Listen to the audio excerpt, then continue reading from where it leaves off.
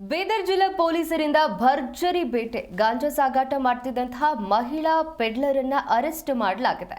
ಗೊನ್ನಳ್ಳಿ ರಸ್ತೆಯಲ್ಲಿ ಗಾಂಜಾ ಡೀಲ್ ವೇಳೆ ಖಾಕಿ ದಾಳಿಯನ್ನ ನಡೆಸಿದ್ದು ಬೀದರ್ ಹೊರವಲಯದ ಗೊನ್ನಳ್ಳಿ ರಸ್ತೆಯಲ್ಲಿ ಅರೆಸ್ಟ್ ಮಾಡಲಾಗಿದೆ. ಖಾಕಿ ಕಾಣ್ತಿದ್ದಂತೆ ಗಾಂಜಾ ಮೂಟೆಯನ್ನ ಬಿಸಾಕಿದ್ದಾರೆ ಕದೀಮರು. ಮೂಟೆಗಳನ್ನ ಬಿಸಾಕಿ ಮಹಿಳೆಯನ್ನ ಬಿಟ್ಟು ಅಲ್ಲಿಂದ ಎಸ್ಕೇಪ್ ಆಗಿರುವಂತದ್ದು ಕದೀಮರು. ಸಿನಿಮಾ ಸ್ಟೈಲ್ ಅಲ್ಲಿ ಪೊಲೀಸರಿಂದ ತಪ್ಪಿಸಿಕೊಂಡಿರುವಂತದ್ದು ವೈಟ್ ಕಲರ್ ಕಾರ್. ಇನ್ನು ಪೊಲೀಸರ ಜೀಪ್ ಕಾಣ್ತಿದ್ದಂತೆ ಗಾಂಜಾ ಮೂಟೆಗಳನ್ನ ಬಿಸಾಕಿ ಮಹಿಳೆಯನ್ನ ಅಲ್ಲೇ ಬಿಟ್ಟು ಎಸ್ಕೇಪ್ ಆಗಿದ್ದಾರೆ. 43 ಲಕ್ಷ ರೂಪಾಯಿ ಮೌಲ್ಯದ ಗಾಂಜಾ ಜಪ್ತಿಯನ್ನ ಮಾಡಿಕೊಂಡಿದ್ದಾರೆ ಪೊಲೀಸರು.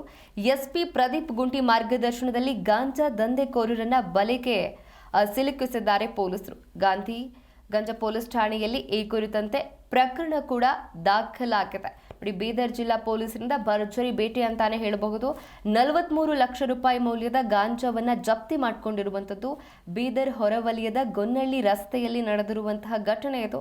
ಖಾಕಿ ಕಾಣ್ತಿದ್ದಂತೆ ಗಾಂಜಾ ಮೂಟೆಯನ್ನ ಬಿಸಾಕಿ ಅಲ್ಲಿಂದ ಕದೀಮರು ಕೂಡ ಎಸ್ಕೇಪ್ ಆಗಿದ್ದಾರೆ. ಇನ್ನು ಮೂಟೆಗಳನ್ನ ಬಿಸಾಕಿ ಮಹಿಳೆಯನ್ನ ಅಲ್ಲೇ ಬಿಟ್ಟು ಕದೀಮರು ಎಸ್ಕೇಪ್ ಆಗಿರುವಂತದ್ದು.